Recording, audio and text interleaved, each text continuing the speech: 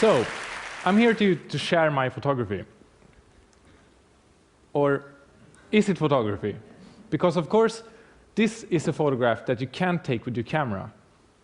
Yet my interest in photography started as I got my first digital camera at the age of 15. It mixed with my earlier passion for drawing, but it was a bit different. Because using the camera, the process was in the planning instead. And when you take a photograph with a camera, it's just the process ends when you press the trigger. So to me, it felt like photography was more about being at the right place at the right time. I felt like anyone could do that. So I wanted to create something different, something where the process starts when you press the trigger. Photos like this, construction going on along a busy road, but it has an unexpected twist, and despite that, it retains a level of realism. Or photos like these, both dark and colorful, but all with a common goal of retaining the level of realism. When I say realism, I mean photorealism, because, of course, it's not something you can capture really, but I always wanted to look like it could have been captured somehow as a photograph. Photos where you will need a brief moment to think, to figure out the trick. So it's more about capturing an idea than about capturing a moment, really. But what's the trick that makes it look realistic? Is it something about the details or the colors? Is it something about the light? What creates the illusion? Sometimes the perspective is the illusion. But in the end, it comes down to how we interpret the world and how it can be realized on a two-dimensional surface.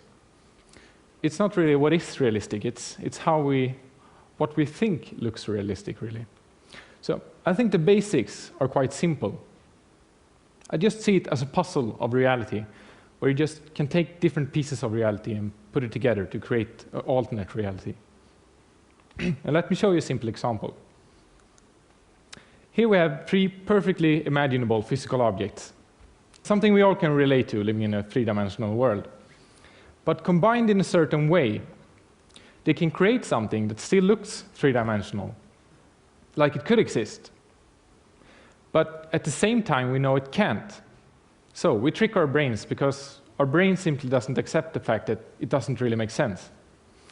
And I see the same process with combining photographs. It's just really about combining different realities.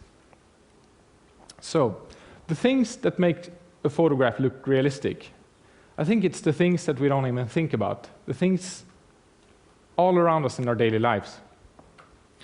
But when combining photographs, this is really important to consider, because otherwise it just looks wrong somehow. So I would like to say that there are three simple rules to follow to achieve a realistic result. As you can see, these images aren't really special, but combined they can create something like this. So the first rule is that photos combined should have the same perspective. Secondly, photos combined should have the same type of light. And these two images both fulfill these two requirements, shot at the same height and in the same type of light. The third one is about making it impossible to distinguish where the different images begin and end, by making it seamless. Make it impossible to say how the image actually was composed. So by matching color, contrast, and brightness in the borders between the different images, adding photographic defects like depth of field, desaturated colors, and noise. Erase the borders between the different images and make it look like one single image, despite the fact that one image can contain hundreds of layers, basically. So here's another example. One might think that this is just an image of a landscape, and the lower part is what's manipulated. But this image is actually entirely composed of photographs from different locations.